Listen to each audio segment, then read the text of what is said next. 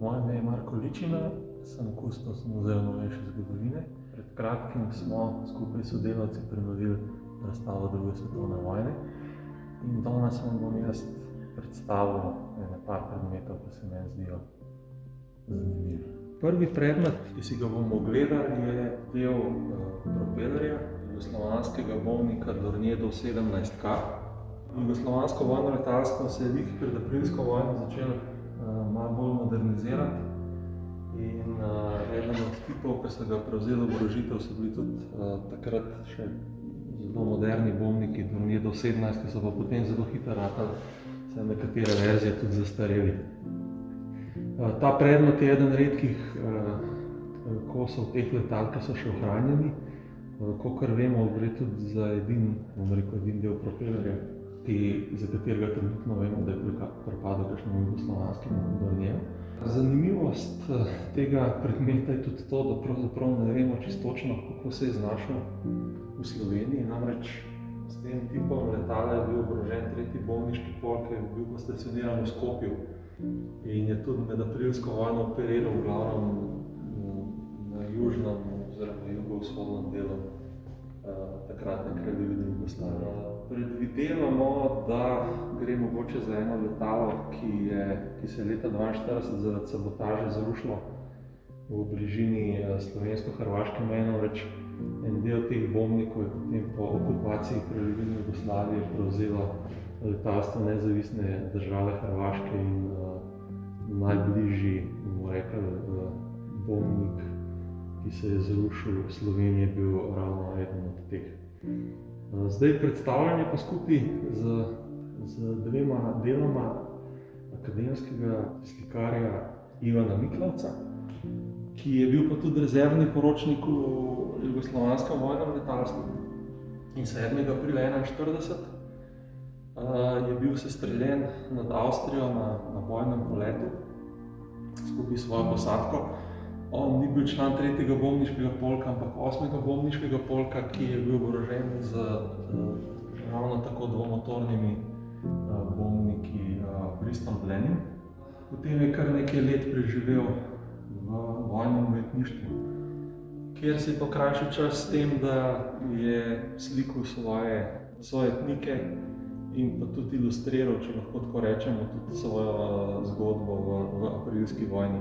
Tukaj sta dve sliki iz njegove zapuščine. Eno je kabina letala Bristol Blenheim na njegovi zadnji misiji. Druga je pa pravzaprav avtoportret iz taborišča. On je v taboriščih ogromno slikal in je naslikal oziroma narisal tudi ogromno svojih sojetnikov tudi iz drugih vojsk, ki jih je pač srečal, Francozov, Novozelandcev, Angležev. In zahvalo so se mu potem vsi podpisali, torej vsakega, ki je portretiral, se je potem tudi podpisal na to njegovo sliko.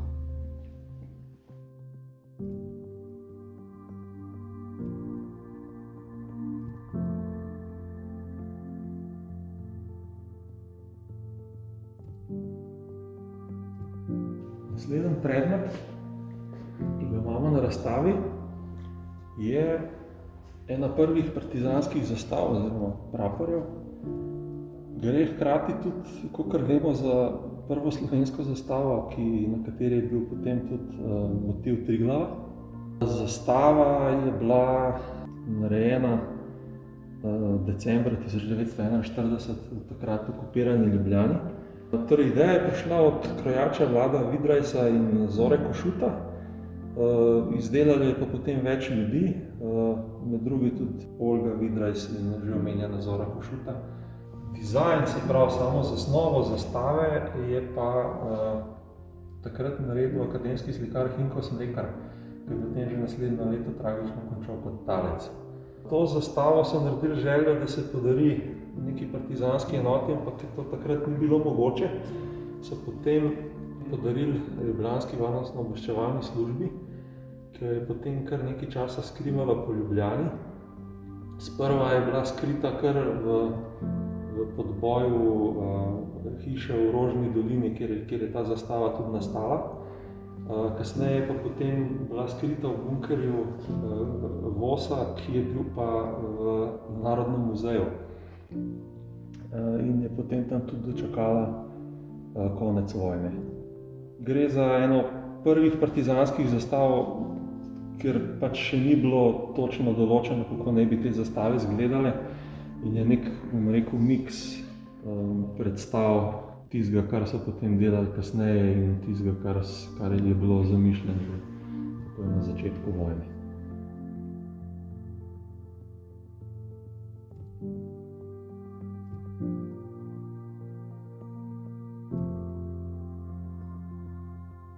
Tale predmet je tudi zanimiv, predvsem z razloga, ker pravzaprav še ne vemo čisto vse o njemu. Torej gre prav tako za prapor, in sicer drugega samostojnega voda oklepnih vozil, prvega konjeniškega polka Nica Cavaleria, se pravi italijanske enote, ki se je nahajala v času druge svetovne vojne na slovenskem ozemlju. Prvi konjeniški polk Nica Cavaleria je eden od starih italijanskih konjeniških polkov, ki se je potem motoriziral. In potem, ko smo preverjali, kako bi ta zastava pravzaprav se lahko znašla v Sloveniji, smo prišli do podatka, da je prišla v muzej z zgodbo, da naj bi bila zaplenjena v Ribnici, in sicer od borcev Šercerjeve brigade, torej ob kapitulaciji Italije septembra 1943. Iz fotografij in dokumentov vemo, da je bilo takrat zaplenjeno ogromno orožja in med drugim tudi oklepne tehnike italijanske.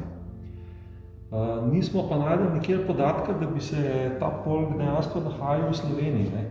Vsi znani podatki objavljeni so kazali na to, da je bil v glavnem v Severni Afriki, nekje v Albaniji in podobno. Smo se pa povezali potem z par italijanskimi raziskovalci in smo dobili potrditev, da je ta polk dejansko ustanovil 4 te samostojne vode. In dva od teh vodov sta bila dodeljena tudi 11. armadnemu korpusu, ki je bil med drugo svetovno vojno v Sloveniji. Tako da ta zgodba, da je bila ta zastava zasežena v Ribnici, po vsej verjetnosti drži. Torej, ja, dejansko izgleda, da gre za neko vojno trofejo iz septembra 1943, ki je relativno redka bom rekel, v tem kontekstu partizanskem, namreč bi bil interes, da se zapleni orožje in pač zadeve, ki se jih da uporabiti, ne. Očitno je nekdo ocenil, da je to zadeva, ki jo je treba shraniti, in jo je pravzaprav celo vojno verjetno v nahrbtniku potem prenašal s sabo, ne. Tudi samo stanje zastave kaže, da je bila verjetno prepolnjena kar precej časa, ampak smo potem se odločili, da spustimo tako, kot je to pravzaprav del njene zgodbe, ne.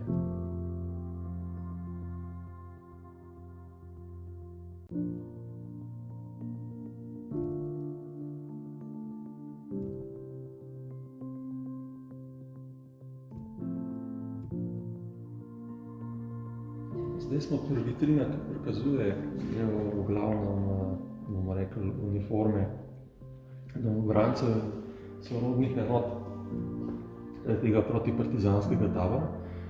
No, medtem je pa en zelo unikaten predmet, in to je bodalo Leona Rupnika. To je eden od predmetov, ki ga lahko direktno z njim povežemo.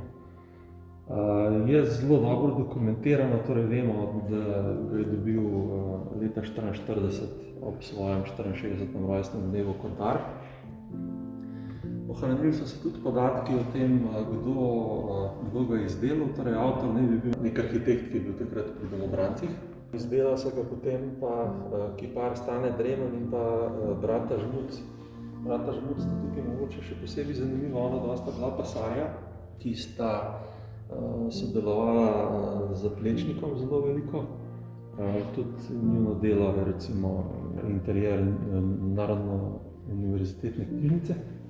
Hkrati sta pa med drugim izdelala tudi leta 1942 recimo tudi dele za partizanski prapor, ki potem kasneje sicer nikoli ni bil podeljen zaradi italijanske ofenzivnega enota, kateri je bil namenjen, ni nikoli prevzela. Zanimivost tega bodeža je, da v takem v stanju, kot ga vidimo zdaj, pravzaprav ni bil v originalu. Ne. Zdaj, enkrat po vojni, pač po vsej verjetnosti že kmalu po njej, je bil zelo agresivno očiščen, tako da nažalost je izgubil ene par elementov, ki jih je imel prej. Namreč po vsej verjetnosti je bilo kar precej detajlov na nožnici in verjetno tudi na samem ročaju bodeža, pobarvanih z neko barvo, po vsej verjetnosti zeleno.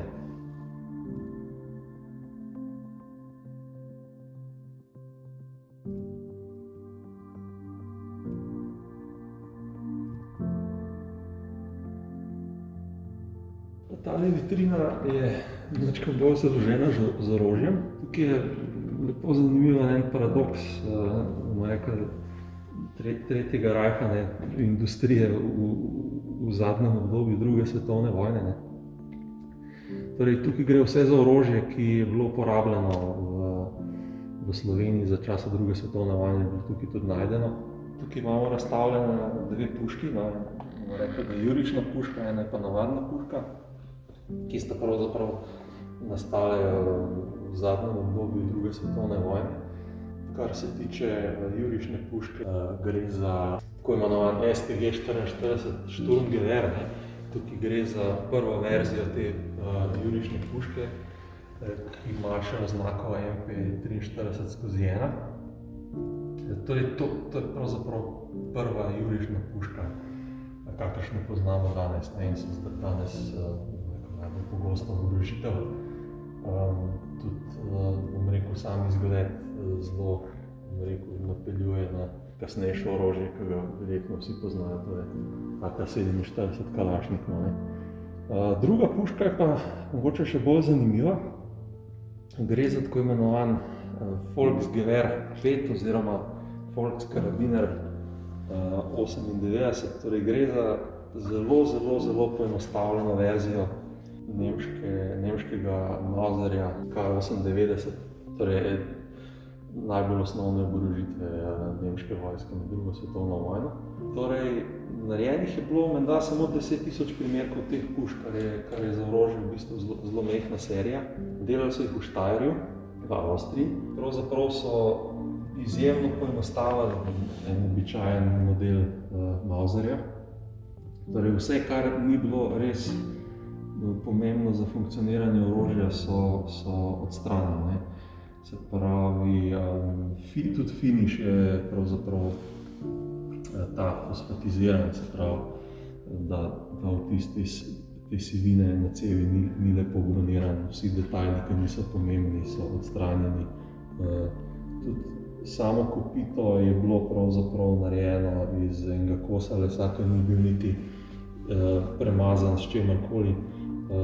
Puška, kakršna je zdaj, je verjetno rezultat tega, da je bila enkrat po drugi svetovni vojni po vsej verjetnosti konzervirana v skladišču jugoslovanske armade, s kjer smo mi to puško tudi dobili.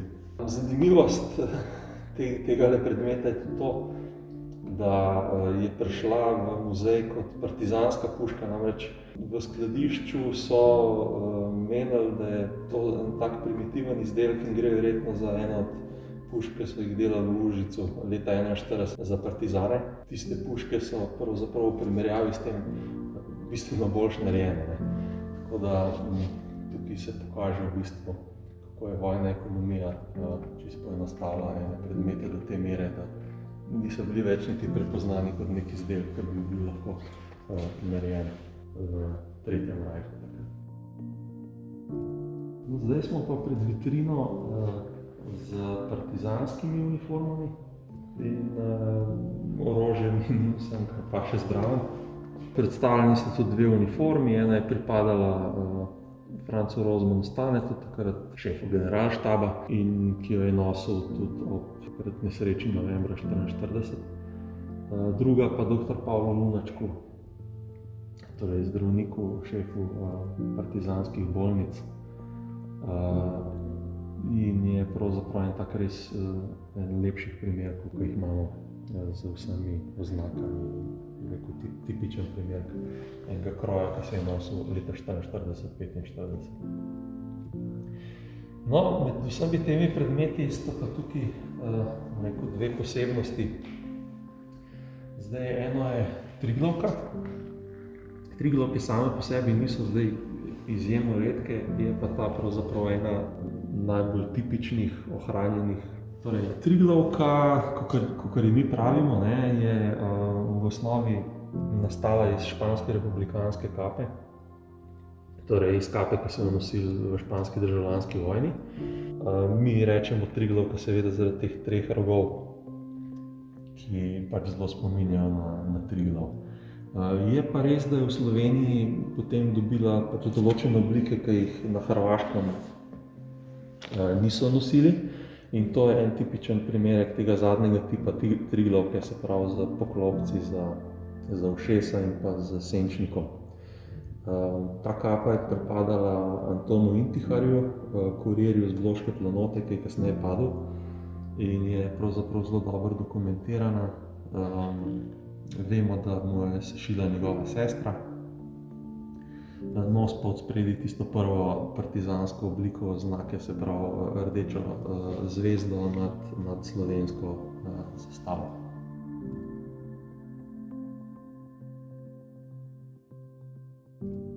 Zdaj pa ena od posebnosti slovenskih partizanov, če jih primerjamo z tem širšim jugoslovanskim gibanjem, so pa tudi odlikovanja. Namreč slovenskim partizanom so bila namenjena prva odlikovanja v Jugoslaviji, ki pa nikoli niso bila podeljena, bila so izdelana leta 1942, potem pa zaradi italijanske ofenzive nikoli ni prišlo do podelitve.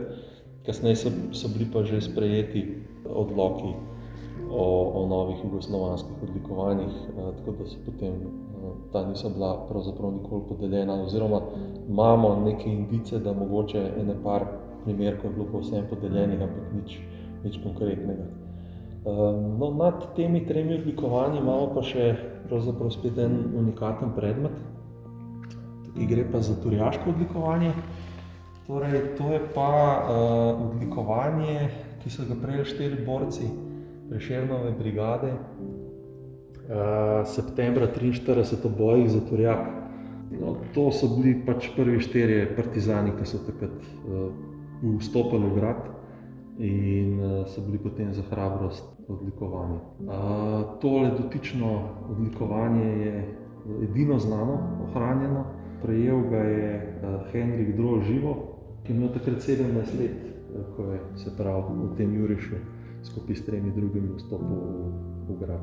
Vsaka plemiška družina, bolj stoječa, je imela tudi svoje služabnike, ki so bili dostikrat tudi posebej uniformirani v tako imenovanih livrejah in iz gumbo od ene teh livrej, ki so nosili grb Auerspergov, turjaških, so potem izdelali 4 ta odlikovanja, tako da so jih podložili za medeninasto zvezdo in potem še pritrdili kos zelenega žameta, ki pa žal tukaj ni ohranjen.